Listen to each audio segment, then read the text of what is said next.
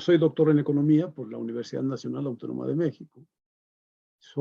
Tengo 20 años trabajando en el Colegio de la Frontera y me especializo pues en diversos temas económicos que tienen que ver con la frontera México-Estados Unidos, que van desde temas de migración, remesas, eh, crecimiento económico regional, relaciones México-Estados Unidos, economía internacional, y donde entran sobre todo temas de comercio internacional, entre la diversa variedad de temas que manejamos, ¿no?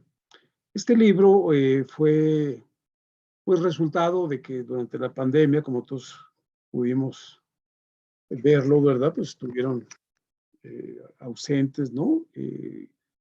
Los trabajadores de los diferentes centros y demás, y nosotros pues en medio de este aislamiento decidimos continuar trabajando, ¿no? En nuestras casas, tratar de promover el conocimiento, analizar los temas que nosotros veíamos en medio de la pandemia, ¿no? Para saber qué efectos se podían captar, ¿no? En los diferentes conceptos que manejábamos. Y pues el resultado es este libro, ¿no? Donde se recopilan, como digo, diversos trabajos que fueron desarrollados para estos seminarios, que fueron discutidos en ese ambiente.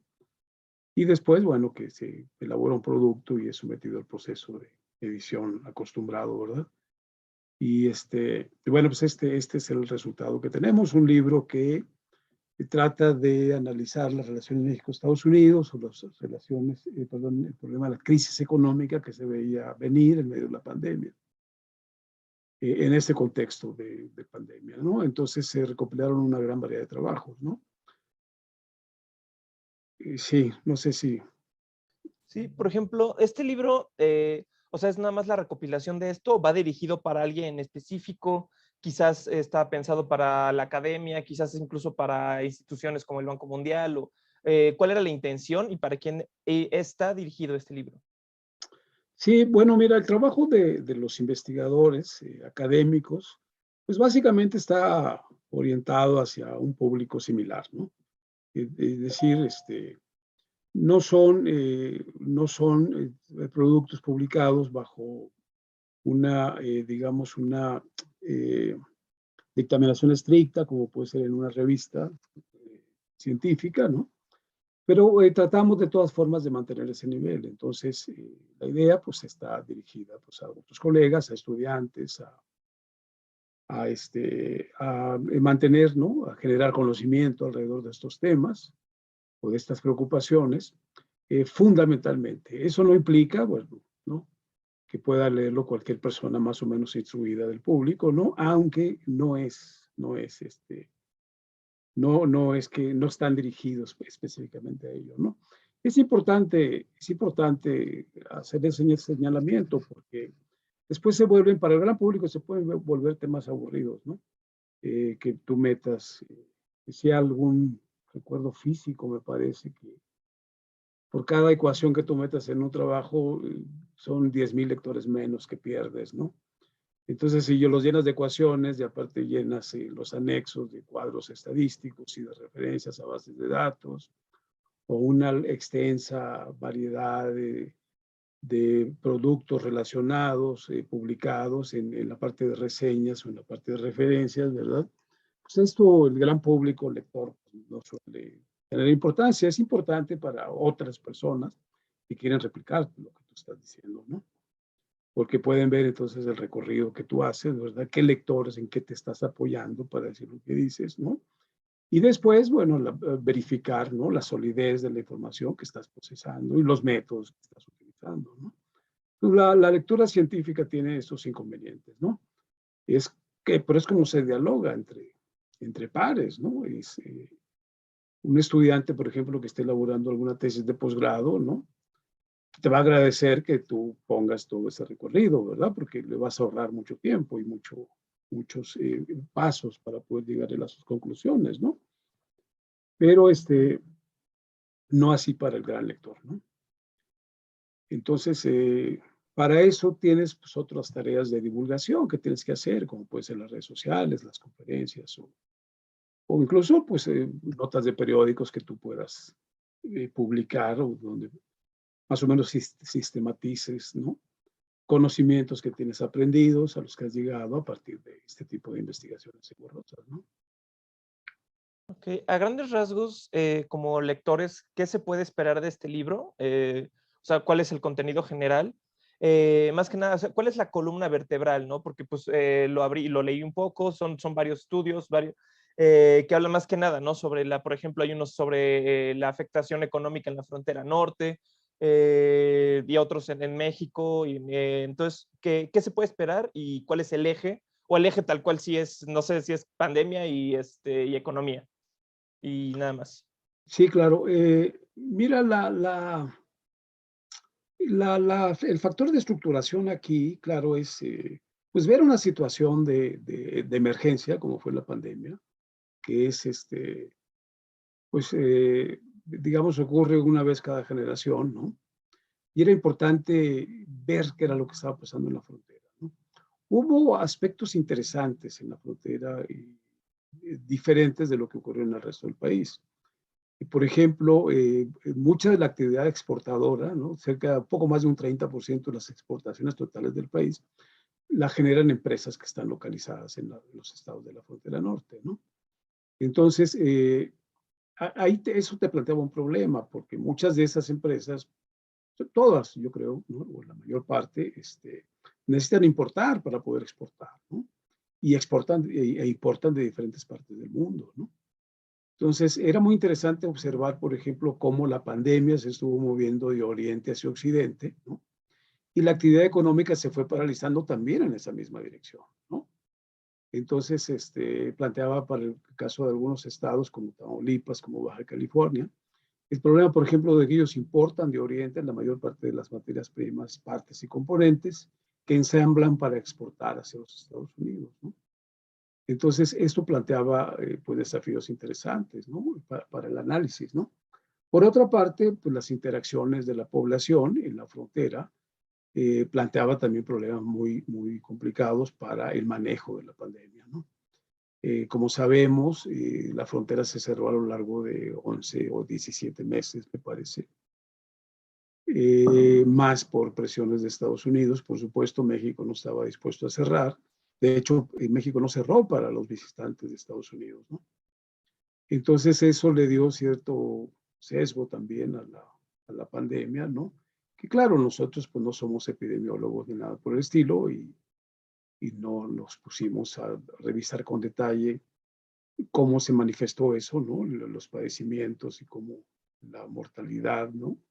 De las personas infectadas estuvo encadenándose estos fenómenos sociopolíticos, ¿no? De manejo de la frontera, ¿no?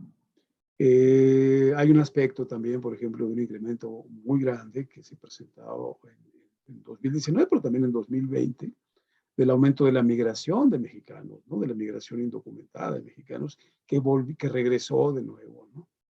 De lo que ocurría en el pasado, ¿no? Y esto fue derivado, bueno, pues de que la frontera finalmente también es el tránsito para personas que van a trabajar a Estados Unidos sin la documentación exigida por las autoridades norteamericanas, ¿no? Cruzan con visas de turistas y trabajan en los Estados Unidos y regresan. En el caso de la población está los commuters que se llaman, ¿no? Población que reside en las ciudades mexicanas y trabaja en las ciudades norteamericanas y lo hacen muchos de ellos sin tener permisos de trabajo, ¿no? Entonces, mucha de esta gente que se vio paralizada por el efecto de que la frontera cerró, justamente no podías pasar con visa de turista, solo podían cruzar aquellos que tenían residencia en los Estados Unidos, que fuesen ciudadanos viviendo en México, ¿no? Entonces, eso provocó esta situación, ¿no? Las personas sin ingresos, bueno, pues se vieron forzadas a tener que buscar nuevas formas de ingresar de nuevo a Estados Unidos, ¿no? En esta forma. Entonces, en resumen, pues hay particularidades económicas, sociodemográficas, y que interesaban por efecto de la convivencia o la interacción con los Estados Unidos en medio de la pandemia, ¿no? Por ejemplo, ahora a más de 2 años de que empezó la pandemia, y también las variantes de las vacunas, mi pregunta es, por ejemplo, ¿ustedes tenían una estimación de crecimiento económico en México, de crecimiento económico? a 2 años, ¿qué es lo que se ha mantenido de lo que ustedes afirman en el libro y qué es lo que ha cambiado? Ahorita, por ejemplo, si reescribieran el libro, ¿qué es lo que cambiarían? Que quizás no vieron o qué resaltarían. Bueno, yo en particular trabajé sobre una estimación de cuál iba a ser el impacto general de la pandemia en la actividad económica, ¿no? Y utilicé un método de investigación, ¿verdad? Que fue basado en la matriz de insumo-producto. La matriz de insumo-producto, bueno, pues es una herramienta que es un cuadro que combina el uso de insumos y la fabricación de productos por los distintos sectores económicos, con proporciones establecidas, ¿no? Su versión más actual es de hace 5 años, ¿no? 2018, y fue lo que yo utilicé, ¿no? Lo hice en medio de la pandemia, por ahí en junio, julio del año pasado, del 2020. Entonces era muy temprano todavía, no pasaba todavía el primer trimestre, ¿no? Y del primer trimestre de la pandemia, de marzo a junio, el panorama era muy incierto, ¿no? Había una parálisis completa. Entonces yo supuse, el resultado salía muy grande, era un ajuste muy alto en la actividad económica, que derivaba pues de una hipótesis, ¿no? El sector automotriz era fundamental como resultó, ¿no? Entonces dependía mucho el resultado de qué iba a pasar con el sector automotriz. Si el sector automotriz hubiese permanecido cerrado todo el año, pues sí, se hubiera presentado una contracción mayor del 15%, ¿no? La contracción fue poco menos de la mitad, eso fue 8.2%, me parece. Entonces, dependía pues mucho de cuáles eran las perspectivas o los escenarios que tuvieras para cada uno de los sectores, ¿no? Por ejemplo, el sector turismo ya vimos, ¿no? Que tiene que ver con hotelería, con viajes, ¿no? La parte de aviación tuvieron impactos muy fuertes, ¿no? Entonces no era sencillo, no podías basarte en el comportamiento del pasado, en una trayectoria que estaba siguiendo la actividad económica, porque precisamente estábamos frente a una emergencia que iba a cambiar el comportamiento de todas las variables, ¿no? Tampoco había puntos de comparación, o sea, el episodio epidémico más reciente había sido en 1918, ¿no? Con la gripe española. Había algunas cosas por ahí publicadas de forma reciente. Hay un economista norteamericano que publicó los impactos de la pandemia de 1918 y fue un ajuste creo que del 6% en el caso de Estados Unidos.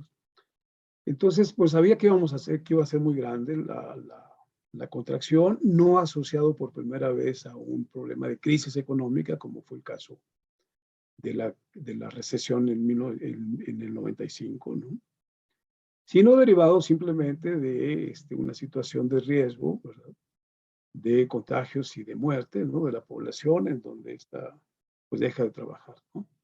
Deja de salir a trabajar, el gobierno pues tomó la determinación de cerrar actividades, ¿no? Pero aún cuando no lo hubiera tomado, de todas formas la gente no sale a trabajar, ¿no? Entonces era pues un shock de oferta, ¿no? Y saber qué era lo que estaba pasando, ¿no? Se tomaron, bueno, pues muchas decisiones, hay muchas empresas que mantuvieron a sus trabajadores, ¿no? Continuaron pagando los salarios, ¿no?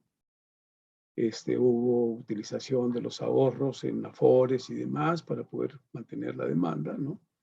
Y los resultados fueron lo que vemos, ¿no? Yo creo que se hizo pues lo que más o menos podía preverse que iba a ocurrir. Las cifras pues pueden variar porque en un análisis así de tipo sectorial como el que yo hice, era muy difícil, ¿no? Y no tienes información muy actualizada para hacer un análisis de ese tipo, ¿no? Al contrario de lo que haces en una estimación de tipo macroeconómico convencional, digamos, ¿no? Donde utilizas variables y no sectores, ¿no? Tú dices, bueno, la tasa de interés va a tener un impacto así, si los impuestos suben o bajan, ¿verdad? O si la demanda agregada disminuye, entonces, bueno, el producto se mueve por esta parte, ¿no? Y hay una gran variedad de estimaciones, ¿no? Que se hacen.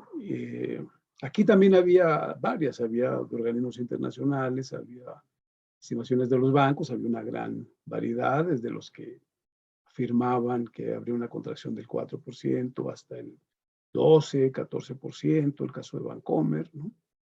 Entonces, lo interesante de acá es que pues no hubo mucho tiempo de corregir, o sea, las cosas fueron mucho sobre la marcha y bueno, pues, cerramos como cerramos, nos ayudó para poder proyectar más hacia adelante qué iba a pasar al año siguiente, ¿no? Sabíamos que venía una recuperación importante, ¿no? Como lo fue, creo que de 4.4%, 4.5% el año pasado. Y que fue resultado más que, más que ser un mérito de la economía, fue pues un rebote que hubo, ¿no? De lo bajo que había caído y de cómo se regresó. De repente se levantaron las restricciones, se eliminó esto de todos los sectores se volvieron estratégicos, todos tuvieron que volver y bueno, pues vimos lo que pasó, ¿no? Entonces, yo creo que el aspecto más importante es que nos ayudó a ver esto que estaba pasando, de cómo se interrelacionan los sectores, de cómo podría pensarse que van a regresar. Falta mucha investigación todavía. El caso del cierre de las empresas, el caso de, como veíamos, un aspecto no previsto, pues fue el deslocamiento de las cadenas de suministro que iba a venir y la escasez que se iba a producir en algunos de los insumos estratégicos para los sectores de alta tecnología, ¿no? Que iban a dificultar la recuperación posterior, ¿no? Como está pasando en la actualidad, ¿no? Más o menos en resumen. Y agregando, por ejemplo, que hace unos meses estalló la guerra entre Rusia y Ucrania, ¿no? Que en medio digo, me parece que fue un cóctel como para desestabilizador, ¿no? Por ejemplo, si volvieran a escribir ese libro hoy en día, ¿agregarían un capítulo acerca de lo que está pasando? O sea, ¿habría manera de relacionarlo? Me imagino que sí, ¿no? O sea, Sí, no, es igual, pues la guerra también, pues es de una crueldad inusitada, ¿no? Y paradójica, ¿verdad? Justamente cuando nos venimos recuperando había, como hubo en el 2019, ¿no? Hacia el 2020, ¿no? Hacia el 2020, antes de la pandemia, desde el año anterior, desde el 2019, se veía un pronóstico muy promisorio de recuperación económica mundial, ¿no? El, venimos, recordemos, venimos porque todavía están los efectos de la gran recesión del 2009, ¿no? Muchos de los impactos que estamos viendo sociales y políticos en muchos países, incluyendo México, ¿no? La elección de 2018 y el ambiente de la crítica constante al gobierno y el deterioro de las cuestiones de la denuncia sobre el combate a la pobreza y la desigualdad tiene mucho que ver con cómo se abordó la crisis del 2009 y toda la etapa siguiente de recuperación, que ha sido muy lenta, ¿no? Todos los países están más o menos igual, entonces 2020 era visto en la perspectiva del año anterior, de una perspectiva muy favorable, ¿no? No ocurrió nada de eso, a partir de marzo empezaron a tirarse las cosas, China empezó antes, en enero, en febrero, ¿no? Y el resultado, pues ahí lo tenemos, ¿no? Entonces, en este año también era más o menos lo mismo, en 2022 era lo mismo, veníamos del rebote del año pasado, que fue muy importante, menor en el caso de México, fue más grande en la economía internacional y en Estados Unidos fue también mucho más grande el jalón que tuvo la actividad económica, que es lo que se reportó en el caso de México. Pero más o menos íbamos en esa pauta ascendente, ¿no? Y bueno, estalla la guerra y esto vuelve a mover todavía pues, todo el panorama. Los organismos internacionales están en estos momentos todavía ajustando a la baja sus indicadores, ¿no?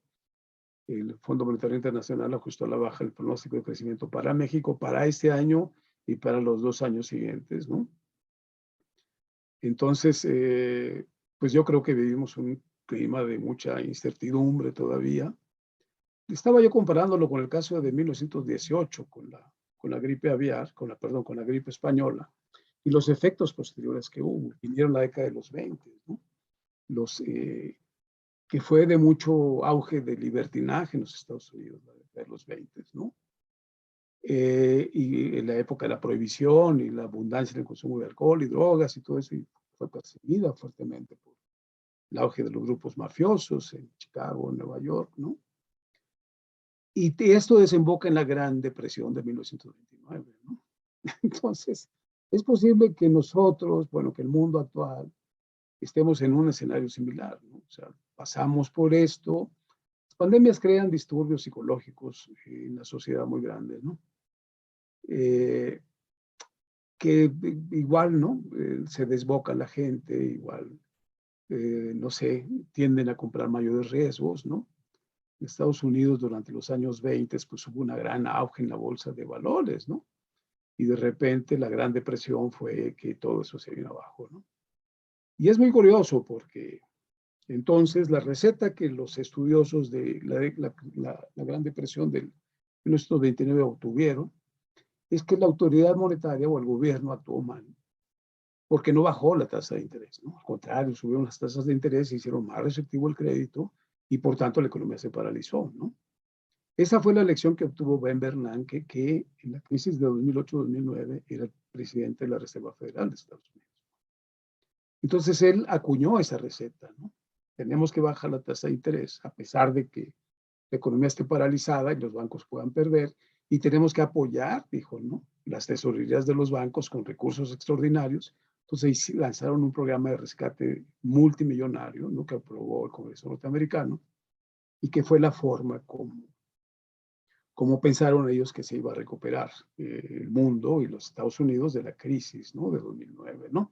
Y efectivamente eso pasó. El problema, lo que ya no previeron, porque ya no había otra lección que aprender de la recesión del 2009, perdón, de 1929, fue qué pasaría si las tasas de interés se mantenían muy bajas, ¿no? Una tasa baja de interés desalienta el ahorro, alienta la inversión, desalienta el ahorro, ¿no? Entonces, desde hace ya algunas décadas, tenemos una economía muy basada en el ahorro, ¿no? Creo yo que todas las economías del mundo no habían tenido tantos personas jubiladas, por ejemplo, y pensionadas como se tiene en la actualidad, ¿no? Esos ahorros y esas pensiones significan pues una actividad muy intensa en los mercados financieros, porque los fondos de pensiones, ¿verdad? Pues necesitas hacer inversiones en el sector financiero para poderte revalorar. Y si están muy bajas las tasas de interés, pues pierden, ¿no? Y eso afecta a todo un sector muy grande de la economía, ¿no? Entonces, como respuesta a estas medidas, a estas restricciones en el ahorro, surgen las criptomonedas, ¿no? Y ahora estamos frente a otro problema que no se había previsto, que es el problema del auge de la economía digital basada en criptomonedas, ¿no? Banco de México anunció ya hace un año que en 1924 van a lanzar una moneda digital ellos, ¿no? Los bancos centrales en general están tratando de ponerle buena cara al asunto de las criptomonedas, pero las criptomonedas surgen precisamente como una crítica y un rechazo al sistema bancario convencional, ¿no? Como respuesta a lo que pasó en 2008 en Estados Unidos, ¿no? Que la crisis bancaria que hubo ahí, que se evitó con las medidas de la Reserva Federal, pues provocó la quiebra de muchos ahorradores, ¿no? Y ahora los ahorradores se vengan tratando de crear un sistema financiero, un sistema bancario paralelo y distinto al que controla la autoridad, ¿no? Entonces los bancos centrales pues la han tratado de tomar con filosofía y dijeron, ok, hace falta una moneda digital. Tenemos que, una moneda digital se dice muy fácilmente, pero implica que dejes de utilizar el papel para hacer billetes. Entonces vas a pagar ahora con criptogramas de tu computadora, de tu teléfono celular, ¿no? Te van a pagar a ti también con eso, ¿no? Entonces, pues entramos en una nueva fase. Es una enorme burbuja que han creado las criptomonedas, como pasó también con las deudas subprime en Estados Unidos en 2008, antes de 2008, que no se sabe a dónde va a terminar, ¿no? En aquel tiempo, bueno, pues eran hipotecas, bonos, perdón, fincados, respaldados en hipotecas, que falló la cuestión hipotecaria porque la economía tendía a entrar en recesión, aumentó el desempleo, los deudores de casas no pagaban sus créditos, ¿no? Y eso provocó el derrumbe del sistema bancario. Ahora no se sabe de dónde pueda venir, cómo se puede desinflar, cuál va a ser, digamos, la aguja o el piquete que va a desinflar esta gran burbuja de las criptomonedas. Y es posible que, bueno, pues eso sea la segunda parte de esta desbarajuste que creó la pandemia y la guerra ahora con la invasión, ¿verdad?, de Rusia por Ucrania y la nueva situación mundial, ¿no? En fin, pero creo yo que va a haber mucho tiempo más para especular y seguir haciendo más libros sobre pronósticos económicos en los siguientes años, ¿no? Claro, y bueno, hay otra cosa ya hablando un poquito más local. No sé si se hace un análisis quizás más político, por ejemplo, sobre los aciertos, errores del gobierno, sobre todo un gobierno tan mediático como es este, ¿no? Pues de la pandemia, ¿no? Entonces, en tu opinión, por ejemplo, sin caer en la polémica, ¿cuáles habrían sido los principales aciertos o errores en México al atacar el problema de la pandemia en el gobierno actual, ya sea a nivel también federal, estatal? Sí, yo creo que en ese tema no se alcanzó a tocar, ¿no? Porque estaban en marcha los acontecimientos. O sea, esto se hace en medio de la pandemia, no es el final. El número de fallecimientos, o sea, todavía estaba la primera ola, digamos. Baja la primera ola, se desborda el optimismo, ya la hicimos, ya pasó, empiezan a decir desde el gobierno, y después viene la segunda ola. Lo que hubo acá, algunos intentos, yo escribo otro capítulo, otros colegas también bordan un poco sobre esto, es tratar de salirse del análisis económico convencional y salirse de las variables y tratar de reflexionar acerca de qué es lo que va a pasar en esta situación, ¿no? Un gobierno con estas características, una sociedad sumergida en cuestiones de violencia muy graves, ¿cómo va a impactar la psicología de las personas esta situación de la pandemia? Hay una cosa, por ejemplo, que se llama histérisis en el mercado laboral, ¿no? Es la gente que se sale del mercado laboral porque quedan desempleados y después les cuesta mucho trabajo regresar porque pierden habilidades, ¿no? Entonces se dedican a otra cosa. Yo me preguntaba, bueno, ¿qué va a pasar con los estudiantes? ¿No? ¿Qué va a pasar con los estudiantes si esto se prolonga después de un año de no ir a clases? ¿No? Obviamente los van a tener que pasar a los años siguientes en las escuelas, ¿verdad? Aunque no haya estudiado, por supuesto, ¿no?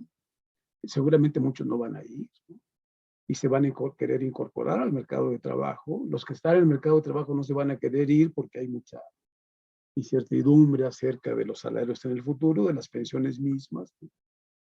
Entonces, tratamos de imaginar cómo sería un conjunto un escenario alimentado por un conjunto de variables no de tipo económico necesariamente, ¿no? Yo me basé en un trabajo que publicó Ortega y Gasset, justamente este filósofo español, ¿no?, que escribió en 1932 en España, después de la crisis del 29. Y él se mete a analizar, por ahí desarrolla una teoría acerca de el paso de las generaciones, ¿no? Entonces disecciona cómo son las generaciones, ¿no? Todo lo que él preveía en 1932 es que se avecinaba un cambio de época, ¿no? En donde un cambio de época es en donde lo viejo deja de funcionar y lo nuevo todavía no florece y no está aquí. Entonces nosotros políticamente llegamos en muy mal momento. O sea, lo podemos ver, yo no sé cómo lo tomes tú, cómo lo tomen muchos jóvenes, creo yo que están volteando para otro lado. Pero nos gobiernan un grupo de personas que debieron haber gobernado hace 30 años este país y no ahora, ¿no? O sea, nos falta mucho una visión joven, ¿no?, distinta de esto, ¿no? Y esos jóvenes que pueden encabezar el gobierno en el futuro, pues son personas que están ahí detrás, ¿no? Están detrás de los políticos, son los analistas, es la gente que los apoya, ¿verdad? Y que no tienen acceso, ¿no? Porque los jefes que ya tienen 80 y tantos años están a cargo de esas carteras. Digo, es absurdo, ¿no? Entonces, yo me basé mucho en ese trabajo de Ortega y Gasset y yo dije, pues va a ser algo por el estilo, ¿no? Aquí lo que vamos a ver es que esto va a provocar una sacudida muy fuerte en sectores que, pues a los 30, 35 años, ¿verdad?, que es cuando él ve que la generación que va a gobernar llega al poder, ¿no?, empieza a tomar toma decisiones en el poder, ¿no? Se va a ver sacudida por este episodio, va a perder la brújula, va a ver que su tiempo está pasando, ¿no? Y es posible que idee nuevas soluciones para esto, ¿no? A nivel social igual, me basé mucho en una serie que vi, en un libro que leí, que se llama The Leftovers, ¿no? Que está en HBO, está en Amazon Prime, y que describe el escenario social en una situación en donde desaparece el 20% de la población. Entonces, igual decía yo, el impacto de la pandemia puede ser a un grado más o menos similar. Hubo muchas muertes, ¿no? Pocas familias no se vieron afectadas por la pérdida familiar, ¿no? Entonces, cuando ocurren este tipo de situaciones de forma simultánea, las creencias se sacuden, ¿no? La gente empieza a creer en otras cosas, ¿no?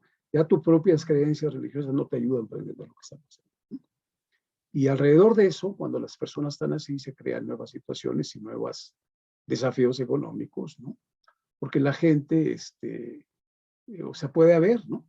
Puede haber gente que te ofrezca, ¿verdad? Regresar al pasado promisorio que tenías, ¿no? Y hacer, actividades económicas rentables alrededor de eso, ¿no? Vendiendo engaños o vendiendo ilusiones a las personas, ¿no? Entonces yo trato de hacer eso en otros de los capítulos, de ver cómo podría hacer esto, ¿no? Me baso también en los autores y un poco en la teoría del caos, ¿no? Y de esta visión pesimista, ¿no? Que habla de que todo tiende a deteriorarse, ¿no? Entonces, si México entra más deterioro, lo que vamos a ver son, pues ya de plano, narcotraficantes gobernando estados y regiones completas. Y los resultados de las elecciones del año pasado más o menos nos acercaron a ese escenario. Y bueno, claro, violencia, crimen, más crimen, ¿no? Y deterioro. Urge, entonces, yo creo, pues el gobierno tenemos que tener un gobierno que atendiera a ese tipo de situaciones, ¿no?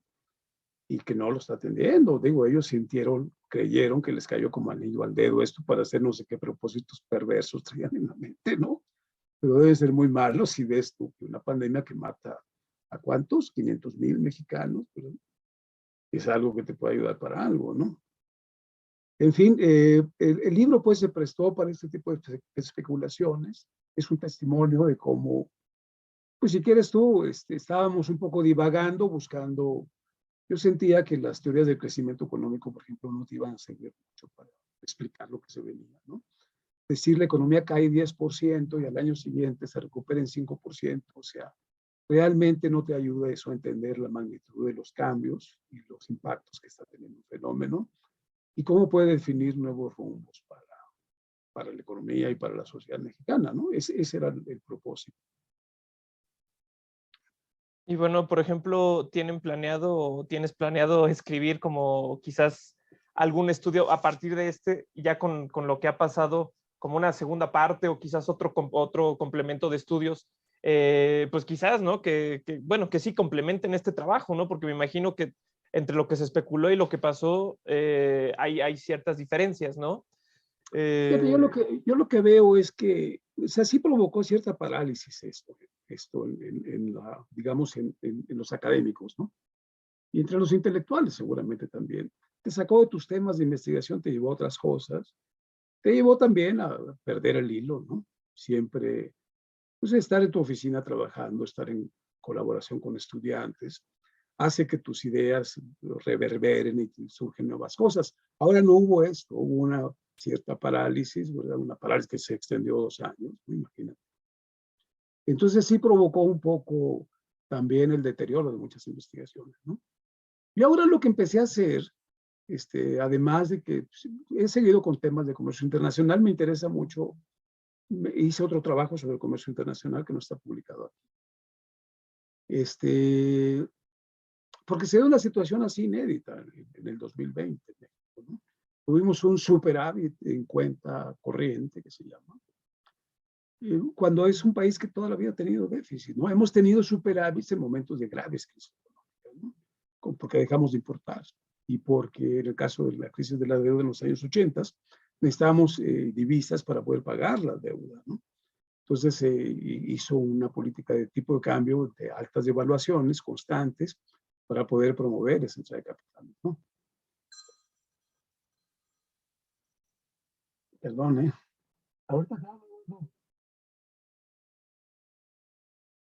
Entonces, pasaron estas cosas, ¿no? Entonces se creó esta situación. A partir de ahí yo traté de analizar cuál sería el impacto fiscal de esto, ¿no? Preveía yo un incremento de la inflación en este trabajo, porque hubo varios detonantes ahí de la oferta monetaria, ¿no? Y, y aparte el déficit público, ¿no? Que ha aumentado por efecto de que bajó la recaudación. Entonces, eso pues creaba otra situación y de cómo estábamos ante una posible extensión de esa crisis, ¿no? De que no íbamos, sí nos íbamos a recuperar en términos de la teoría del crecimiento económico, iba a haber un rebote, pero ese rebote pues no iba a provocar, digamos, efectos en el bienestar similares a lo que teníamos antes, ¿no? Entonces entramos en un ciclo digamos, primero depresivo, que iba a pasar por una situación de estancamiento con inflación, ¿no? Que es lo que estamos viviendo ahora, y una situación peligrosa, ¿no? Entonces, eso me ayudó para trabajar esto. Y ahora lo que he entrado es a la cuestión de las criptomonedas, ¿no? Entonces, ahora con las criptomonedas me parece a mí que es una nueva etapa de la economía mundial. Esto anticipa cambios muy profundos que van a empezar aquí en el 2024, ¿no? Podemos ser muy críticos, hay muchos fraudes, hay muchas situaciones de que los grupos delincuenciales pueden aprovechar estos nuevos mercados para lavar dinero, para aceitar mejor sus maquinarias de compra y venta de drogas y demás, ¿no? O tráfico de órganos o lo que sea. Pero es un fenómeno, es un cambio que está en la sociedad y que no se va a poder revertir, que no se puede revertir, tiene muchos aspectos positivos. Entonces, ese es un cambio para mejorar, ¿no? Baja los costos de transacción, disminuye el papel de los bancos, ¿no? En las transacciones económicas, ¿no? México no está atendiendo esto, estamos entretenidos con cuestiones básicas principios del siglo XX, todavía haciendo un tren, haciendo una refinería y una serie de cosas, ¿no? Nuestras empresas están metidas en eso, ¿no? Alegremente depredando las áreas naturales protegidas para conseguir materiales, para construir las vías, ¿no?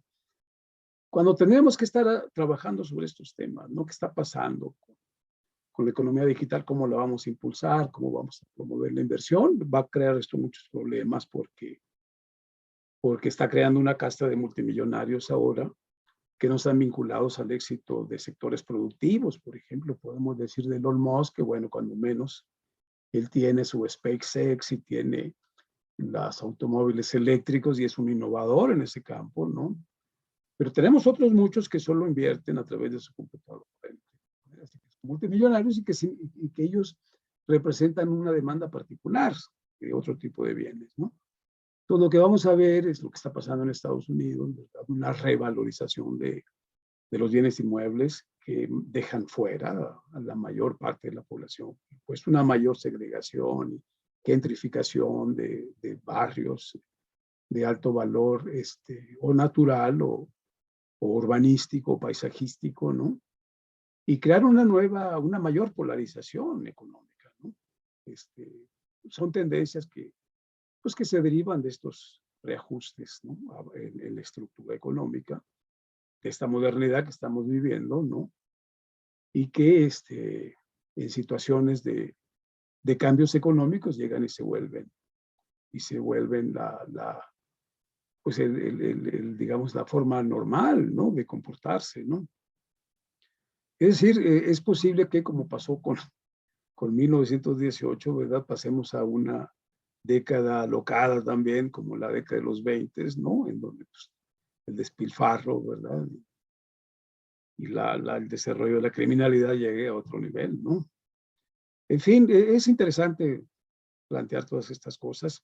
No son temas de alguna forma de la frontera. O sea, el tema de las criptomonedas es un tema también que pega en las fronteras. Lamentablemente no hay información. O sea, no se sabe quiénes están metidos. Digamos, aquí por sus obras te das cuenta, ¿no? Cuando Elon Musk compra 10% de Twitter y después amanece un día diciendo, pues va a comprar el 90% restante, ¿verdad? Pues es que, bueno, claro que está súper apalancado con monedas digitales que valen una fortuna ahorita, ¿no? Y gracias a eso lo puede hacer, ¿no? o cuando vemos a los millonarios rusos y que los impactos económicos de las medidas de Occidente para estrangularlos financieramente no están teniendo el efecto que tienen, bueno, pues es porque ellos se están moviendo en una economía subterránea ahí donde nadie puede ver, ¿no? Entonces yo creo que esos contrastes se van a ver en la frontera también, ¿no? Porque creo yo que en Estados Unidos, del lado norteamericano, ellos recurren más a este tipo de cosas que lo que está pasando en México, ¿no? O incluso Oye, también, ¿no? Bueno, se me las ocurre áreas de investigación, ¿no? con el gobierno de El Salvador, ¿no? Que adopta la criptomoneda como una moneda que se puede, o sea, ya, bueno, del gobierno y no sé, a partir de eso puede provocar o algún problema, bueno, ahorita tiene otro problema de criminalidad, ¿no? Pero también la migración que puede ocupar, ¿no? Algo interesante, bueno, ya para cerrar es justamente también el COVID en la era digital, ¿no? Y todo lo que está pasando no es lo mismo hace 100 años que las tecnologías de la información, por ejemplo, no estaban tan desarrolladas como hoy en día, ¿no? Ahora se Claro, paralizan las escuelas y ya todos nos encerramos. Ahorita, por ejemplo, esta entrevista es un ejemplo de ello, ¿no? Ya no tenemos la necesidad de hacerla cara a cara, ¿no? Sino que la podemos hacer a distancia y generar algún contenido que posteriormente puede generar algún otro tipo de activo, ¿no? claro. Entonces, bueno, no sé si por mi parte de fueron mis preguntas, no sé si le gustaría agregar algo te gustaría, perdón, siempre me pasan esas Sí, cosas. sí, mira, yo creo que sí, o sea, aquí pasó que el auge en los medios en la economía de la información se, se unió con este asunto de aislamiento social que provocó la pandemia, ¿no? Y claro, ha habido pues una recuperación y un nuevo impulso sobre estos elementos que componen la economía de la información, ¿no? Y claro, esta va a ser la tónica de los años siguientes, va a haber impactos importantes en productividad, ¿no? En la dinámica del trabajo, ¿no? En las relaciones laborales, por supuesto, ¿no? Pero yo creo que están todavía los elementos ahí puestos, ¿no? Para saber hacia dónde puede evolucionar esto, ¿no? Ahora lo que está pasando, por ejemplo, a mí me sorprende, estaba viendo los datos recientes que se publicaron sobre el comportamiento de los estados y en el último trimestre del 2021 que se acaba de reportar en el INEGI, vemos que con excepción de Baja California, el resto de los estados están entrando en una recesión. Tanto Nuevo León como Coahuila, como Tamaulipas, Chihuahua. Sonora está en estancamiento, está en cero. ¿Ves la Ciudad de México? La Ciudad de México se contrajo 4% en el último trimestre del año pasado.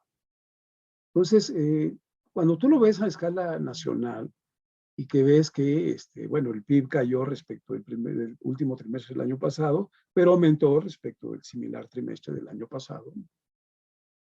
A nivel de las regiones eso tiene una cara diferente, ¿no?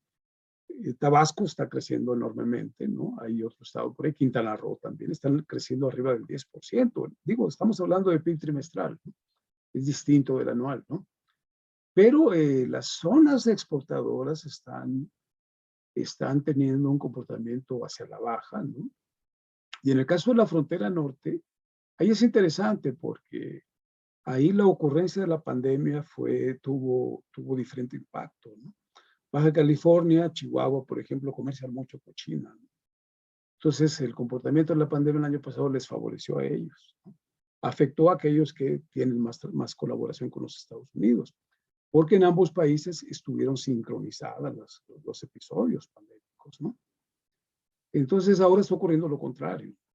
Ahora está ocurriendo que China sigue todavía, no les funcionaron sus vacunas para las variantes, nuevas variantes del COVID, y están tratando de imponer ahora con mayor fuerza, ¿verdad?, restricciones a la población y a su aparato productivo y a su sector de exportador, ¿no? Muchas de estas exportaciones son partes y componentes que vienen a las empresas ubicadas en estos estados que mencioné y otros de la frontera, ¿no? Entonces va a haber impactos ahí, ¿no? Va a haber efectos de transmisión de cuestiones recesivas hacia estos estados que se van a traducir, por supuesto, en mayores deterioros para el país, ¿no? Entonces, yo creo que el tema sigue abierto a pesar de que hayamos pasado en la apariencia, ¿verdad?, la parte más crítica de esto. No sabemos si puede esto regresar o no. Pero, y con esta nueva situación bélica que se vive y de contracción económica mundial, efectos en Europa, ¿verdad? Pues está todavía la moneda en el aire acerca de qué es lo que puede ocurrir, ¿no? Nosotros, pues seguimos investigando. Por ahí tenemos otro libro que viene también en puerta, en donde ya yo particularmente toco los temas de comercio internacional. Trato de regresarme y centrarme y regresar a los temas de siempre, ¿no? Esto que escribí de los cambios de largo plazo y de cómo puede evolucionar el país, bueno, pues fue una forma de, digamos, de divagar acerca de los problemas y tratar de darles una dimensión mucho más grande, ¿no? Y de ir más allá del corto plazo, pues, y del conteo de las bajas y las altas que estás teniendo, ¿no? Para ver, bueno, cómo se ve el panorama en su conjunto, ¿no? Pero bueno, están ahí cosas, ¿no? Que es importante destacar. Entonces, en la mayor parte de los trabajos no es fácil ahorita hacer un resumen. Hubo casos muy particulares de los efectos de la pandemia en algunas ciudades, ¿verdad? El tema del empleo, que como vemos se vio muy afectado, ¿no? Y el tema de turismo también, que hubo impactos muy fuertes. Ahí la frontera pues recibe muchos visitantes transfronterizos que se llaman, que son visitantes que provienen de Estados Unidos, ¿no? Y donde hubo también afectaciones importantes, ¿no? En fin, hay una pues variedad de temas tomados al calor de la pandemia, ¿no? Y pues tratamos de mantenernos ocupados y de ver más o menos cómo iban a afectar todo esto, ¿no?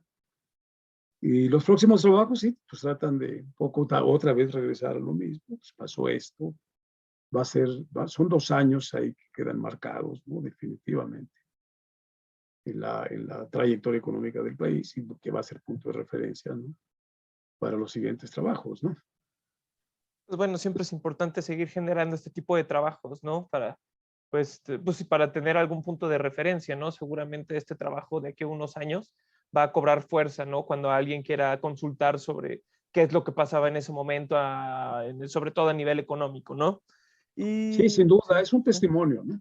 exacto, exacto, son memorias, pero memorias también y una especulación, o sea, porque no es como una cosa totalmente descriptiva, narrativa, ¿no? Tiene un fundamento en este caso de la economía, ¿no? Entonces, Claro. con las estimaciones, qué es lo que estaba pasando en el momento y sería bueno quizás de aquí a poco pues por eso hace rato preguntaba, ¿no? Tener quizás una versión que complemente esta primera.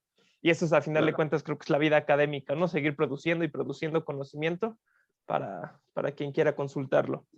Claro. Ese es el propósito, justamente, lo dijiste muy bien. Y pues bueno, ha sido para mí un placer platicar contigo, muy interesante. Y en nombre pues de la editorial Comunicación Científica, pues darte las gracias, ¿no?